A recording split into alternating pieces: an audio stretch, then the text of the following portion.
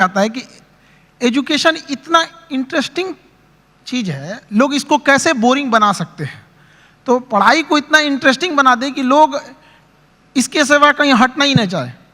हाँ, and before we get into the interview, मतलब मैं आपको बोलूँ इनके वीडियोस बड़े इंटरेस्टिंग होते हैं, वो बात और होती है, but let me show you the master at work. ठीक है, कोई सबसे बोरिंग सब्जेक्ट ले लेते हैं, ठीक है, फिजिक्स। उसमें कोई टॉपिक मैं याद कर रहा हूं अपने आईआईटी के दिन, इलेक्ट्रिक करंट अगर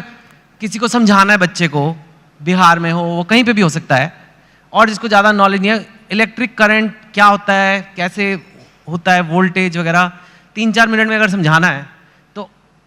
अगर मैं आपको बोलूँ इलेक्ट्रिक करंट का चैप्टर पढ़ना है, बोलोगे my God such A boring text book. अब हम खान सर को कहते हैं इलेक्ट्रिक करंट। सर देखिए, हम लोग को जो पढ़ाना होता है तो उसमें एक एक्सपेक्ट ये भी होता है कि लड़कों को एग्जाम में पास करके एग्जैक्ट नंबर भी देना है, तो हमें उस एग्जाम के पॉइंट ऑफ व्यू तक पहुंचने में एक अच्छा खासा टाइम लगता है। लेकिन समस्या क्या आ जाती है कि हमारे सामने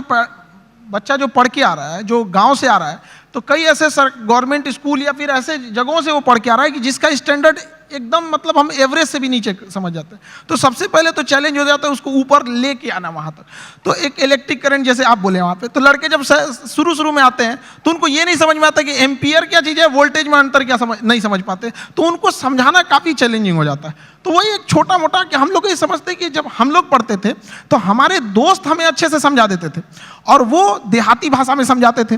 और टीचर लोग एक स्टैंडर्ड फॉलो करने लगते थे।